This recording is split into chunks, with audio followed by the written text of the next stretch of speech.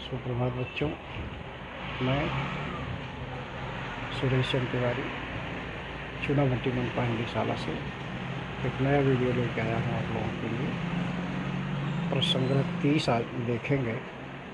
इसमें वर्गमूल कैसे निकालते हैं देखेंगे। वर्गमूल की बच्चों दो विधि है, गुणनखंड विधि और भाग विधि। आज हम नए वीडियो में दोनों देखते हैं, कैसे भाग विधि से वर्गमूल निकालते हैं और कैसे अभाज्य गुणनखंड विधि से हम निकालते हैं। चलिए वीडियो देखते हैं।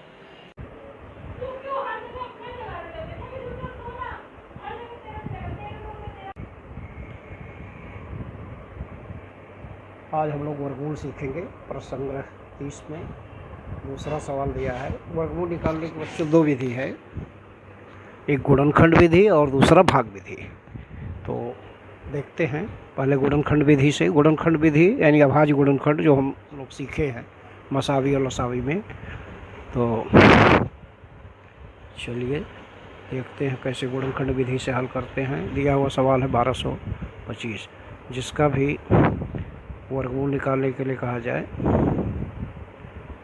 उसको हम इस तरह से लिखते हैं और देखते हैं कि कौन सी संख्या से विभाजित होता है। इकाई के अंक पे 5 में आया है, 0 या 5 हो तो 5 से वो डिवाइड हो जाता है। 5 से भाग देंगे इसमें और भागफल नीचे रखेंगे। 5 दूनी 10, 2 इसमें से मिलेगा 22 हो जाएगा। 5 चौक 20 और 5 पचे 25। भागफल इतना आया। फिर 5 आ गया, फिर 5 से कटेगा। 5 चौक 20, 5 नवा 45। अभी 5 से नहीं कटेगा, अभी यह 7 से विभाजित होगा, क्योंकि 7 के पहले 49 आता है। यहाँ अभाज्य संख्या ही आनी चाहिए। 7 सत्ते 49 और 7 अभाज्य संख्या है, यह 7 से ही कटेगा। 7 एक का 7। अब यहाँ जो हमको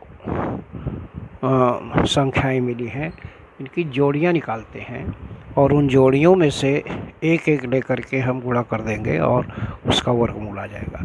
वर्गमूल का चिन्ह होता है, जैसे लिखेंगे इसको कैसे 1225 और इसके ऊपर एक करड़ी का चिन्ह लगा देते हैं। करड़ी माने होता है वर्गमूल, माने 1225 का करड़ी यानी वर्गमूल कितना होगा।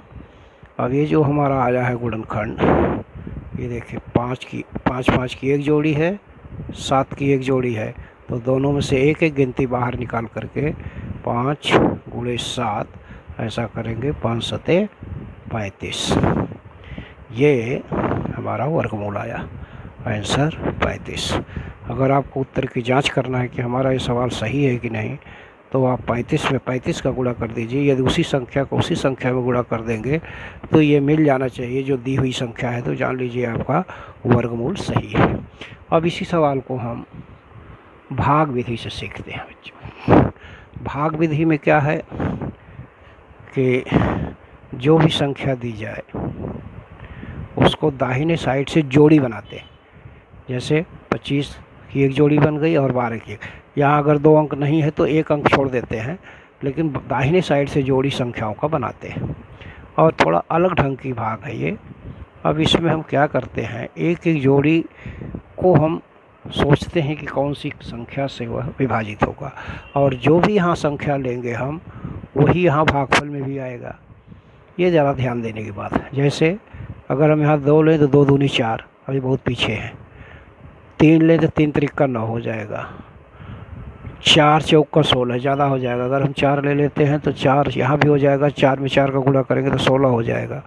तो इसलिए थोड़ा कम ही लेते हैं 3।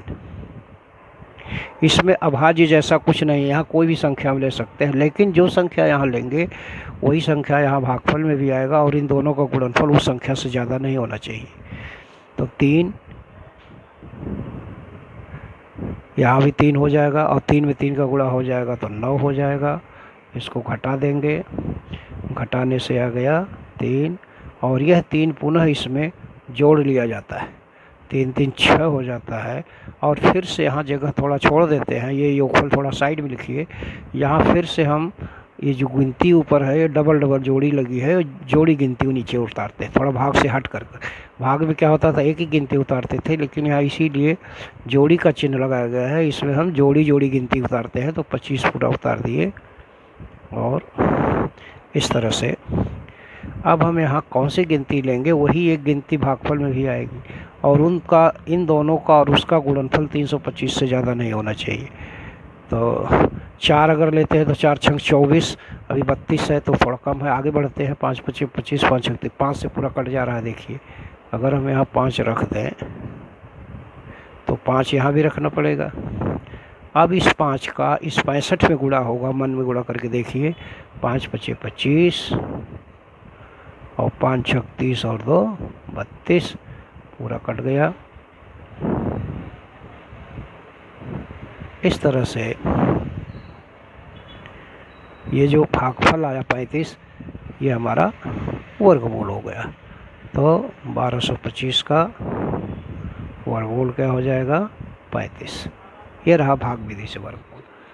तो भाग विधि से वर्गमूल में क्या करते हैं, सबसे पहले दी हुई संख्या का दाहिने साइड से जोड़ी बनाते हैं। जोड़ी बनाने के बाद तब हम भाग शुरू करते हैं। कोई भी संख्या लेते हैं, लेकिन जो संख्या लेंगे वही भागफल में भी आएगा, और उनका गुणनफल उस संख्या से ज़्यादा नहीं होना चाहिए।